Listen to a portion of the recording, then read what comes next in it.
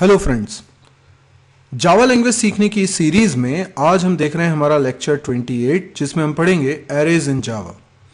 इससे पहले जावा के पहले आपने अगर कुछ प्रोग्रामिंग लैंग्वेजेस पढ़ी हैं तो आई होप आपने सी या सी प्लस प्लस लैंग्वेजेस पढ़ी होंगी। आपने वहां पर भी एरे बनाया होगा। तो यदि आप उस एरे से जावा में एरे को कंपेयर करते हैं तो थोड़ा सा डिफरेंस आपको यहां पे नजर आएगा, सिंटेक्स में भी और उसके मीनिंग में भी। आइए समझते हैं जावा में एरे कैसे बनाते हैं।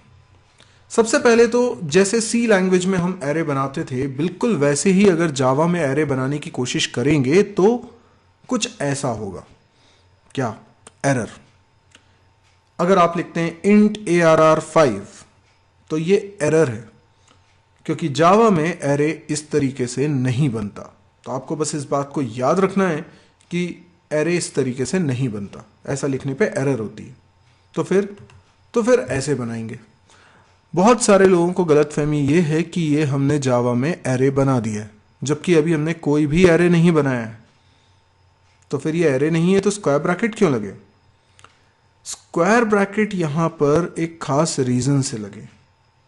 ये जो ARR वेरिएबल है, एक्चुअल में वेरिएबल बना रहे हैं इस लाइन में और वेरिएबल का नाम है ARR, लेकिन ये वेरिएबल एक रेफरेंस वेरिएबल है जो एरे को रेफर करने के लिए बना है। स्क्वायर ब्रैकेट सिर्फ कंपाइलर को यह बताने के लिए है कि ARR रेफरेंस वेरिएबल है और वो एरे को रेफर करेगा।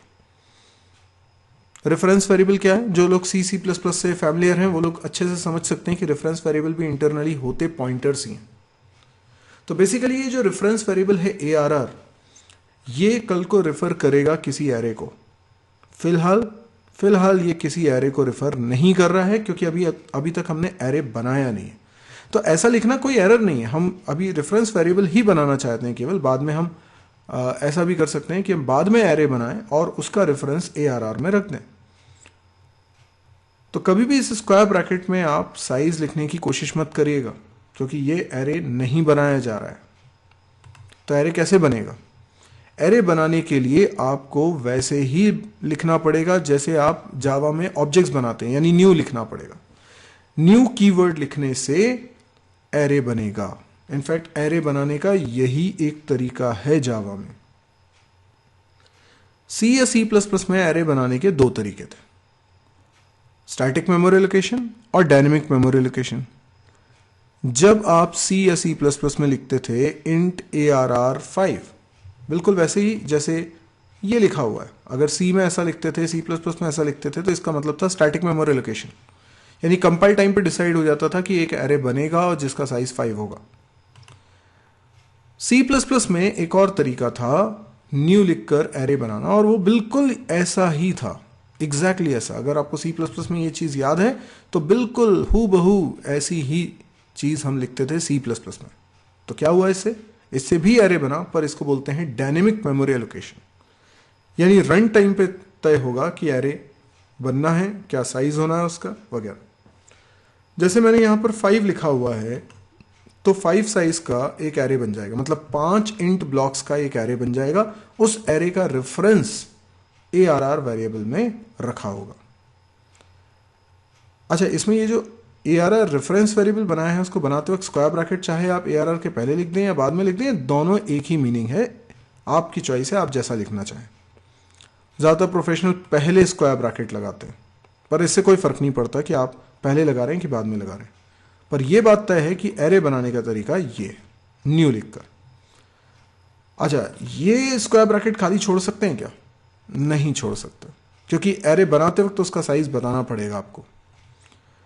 ये 5 की जगह क्या हम कोई वेरिएबल का नाम लिख सकते हैं? बिल्कुल लिख सकते हैं। जैसे आप यहां पे लिख दीजिए x, और x की वैल्यू यूजर से पहले एंटर करवा लीजिए। यूजर ने अगर 10 एंटर किया तो x की वैल्यू 10 रहेगी, तो एरे का साइज 10 हो जाएगा। तो इस तरीके से हम रन टाइम पे डिसाइड कर सकते हैं कि एरे कितना बड़ा बनाना है। लेकिन एरे बनने का मतलब क्या है मेमोरी में, अगर ये समझ में आ जाए तो हमें जावा में एरे बहुत अच्छे से समझ में आ जाएगा। तो आइए मेमोरी के कॉन्सेप्ट को देखते हैं। तो देखिए, हमने बनाया ARR नाम का एक वेरिएबल, ठीक है। तो बेसिकली ये वेरिएबल है ARR नाम का। ठीक है, तो ARR नाम का जो वेरिएबल बना है ये बेसिकली 4 बाइट्स मेमोरी ले रहा होगा। ये सिर्फ एक रेफरेंस वेरिएबल है जो एरे को रेफर करने के लिए ही बना है, तो किसी और का रेफरेंस इसमें नहीं रखना है। अच्छा, अब एरे बनाया न्यू लिखकर।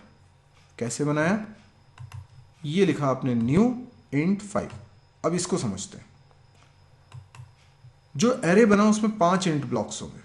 आप सोचिए एरे बनना भी एक ऑब्जेक्ट बनना जैसा ही है, जैसे किसी क्लास का हम ऑब्जेक्ट बनाते हैं बिल्कुल वैसा ही है। तो सोचिए एक एरे बनना मतलब एक ऑब्जेक्ट बनना जिसके अंदर होगा एरे। ठीक है, जिसके अंदर 5 ब्लॉक्स होंगे। ये मैंने 5 बना लिए और इनके होंगे इंडेक्स। इंडेक्स किस तरीके से होंगे? तो इस तरीके से होंगे इंडेक्स। अच्छा, इसके अलावा एरे में एक वेरिएबल और होता है। ठीक है, अब इसलिए मैंने कहा इसको अगर आप ऑब्जेक्ट जैसा फील करेंगे तो ये बात समझ में आएगी। और इस वेरिएबल का नाम है लेंथ।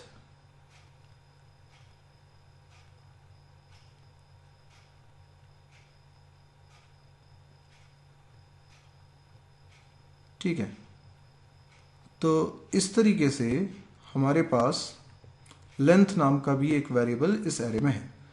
ये जो एरे बना है इसका रेफरेंस रखा है ARR में। अब अगर मैं कभी लिखता हूं ARR 0, तो मैं किसकी बात कर रहा हूं? तो मैं बात कर रहा हूं इस 0 वाले ब्लॉक की। ठीक है, इस ब्लॉक की बात कर रहा हूं। अगर मैं लिखता हूं ARR 1 तो मैं इसकी बात कर रहा हूं। ARR 2 तो मैं इसकी बात कर रहा हूं। ठीक है, तो अगर मैंने कुछ वैल्यू रखनी है ARR 0 में तो मैं लिखूंगा ARR 0, इसमें असाइन कर दूंगा। अच्छा, लेकिन अगर मैं लिख रहा हूं ARR, ठीक है, ये रेफरेंस वेरिएबल है, डॉट लेंथ, तो मैं किसको एक्सेस कर रहा हूं? तो अब आपको समझ में आ रहा होगा, मैं इस लेंथ वेरिएबल को एक्सेस कर रहा हूं। अच्छा, इस लेंथ वेरिएबल में क्या होता है? इस लेंथ वेरिएबल में होता है इस एरे का साइज। जैसे इस एरे का साइज क्या है? 5। तो इस तरीके से जब ARR डॉट लेंथ लिखूंगा तो वो इस 5 को रिप्रेजेंट करेगा। तो हमको समझ में आया कि जावा में एरे किस तरीके से बनता है। अगर हम एरे को बनाते वक्त उसको इनिशियलाइज करना चाहते हैं तो देखिए हमने ARR नाम का रेफरेंस वेरिएबल बनाया, फिर हमने एक एरे बनाया और उसका रेफरेंस रखा, और मैंने इस बार स्क्वायर ब्रैकेट में कुछ नहीं लिखा। मैंने इससे पहले बोला था कि स्क्वायर ब्रैकेट में आपको लिखना ही पड़ेगा नंबर, लेकिन अगर आप डिक्लेयर करते वक्त इनिशियलाइज कर रहे हैं तो नहीं लिखना पड़ेगा।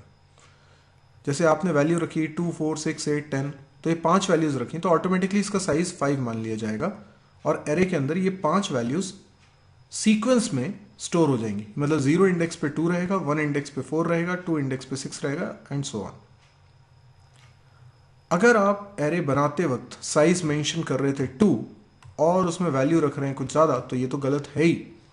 सिर्फ इसलिए नहीं कि हमने साइज 2 बोला है और हम ज्यादा वैल्यू उसमें रख रहे हैं, बल्कि इसलिए कि जावा में साइज मेंशन और उसी वक्त उसमें वैल्यू भी इनिशियलाइज करना, दोनों काम एक साथ करना एरर मानी जाती है। तो अगर आप 5 भी लिखते हैं यहां पे साइज, तो भी ये एरर होता। तो you can not mention size and values together.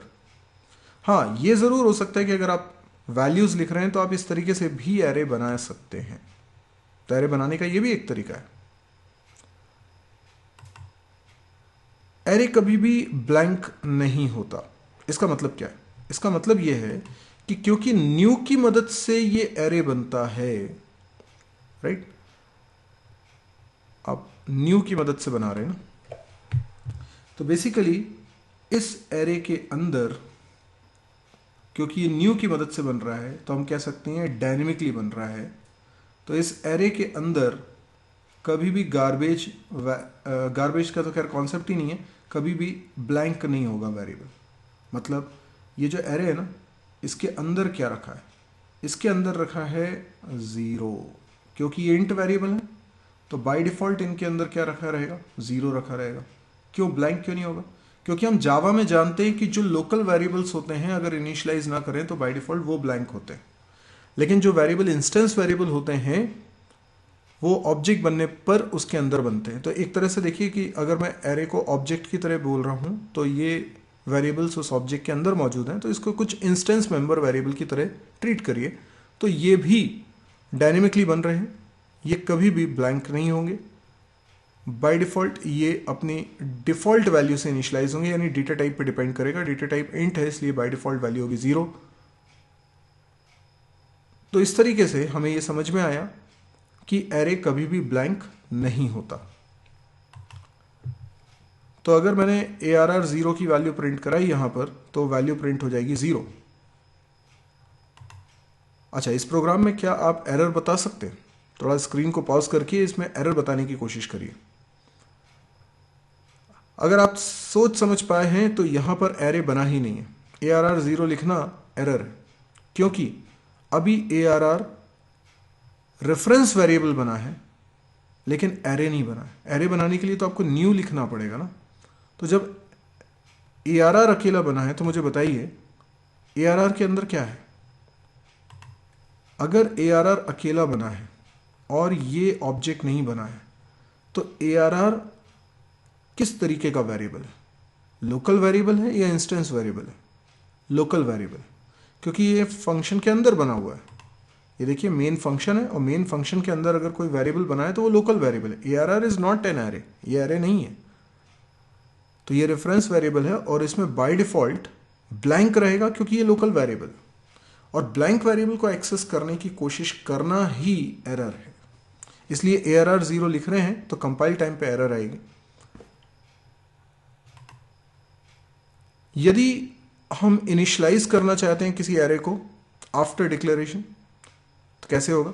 मतलब हमने ARR वेरिएबल बना लिया रेफरेंस वेरिएबल, पर उस समय एरे नहीं बनाया। एरे कब बनाया? अगली स्टेप में। तो देखिए किस तरीके से किया। उसके बाद एरे में एक एक वैल्यू रखती, ARR 0 में 10, ARR 1 में 20, ARR 2 में 30 एंड सो ऑन। अब एक और प्रोग्राम देखते हैं जिसमें हम यूजर से 5 वैल्यूज इनपुट कराएंगे और उसे एरे में रखेंगे। अब देखिए पहले यूजर से इनपुट करा रहे हैं इसलिए यूटिल पैकेज को इंपोर्ट किया हुआ है। फिर मेन फंक्शन के अंदर मैंने एक एरे बनाया जिसका साइज ले लिया है 5। हमने पिछले वीडियो में समझा था यूजर से कीबोर्ड से इनपुट कैसे लिया जाता है। तो स्कैनर क्लास का ऑब्जेक्ट बनाया जिसमें कंस्ट्रक्टर में system.in पास किया है। अगर इसमें समझने में कोई भी दिक्कत रही हो तो आप पहले इससे पिछला वीडियो जरूर देख लीजिए जिसमें हमने स्कैनर क्लास को कवर किया हुआ है।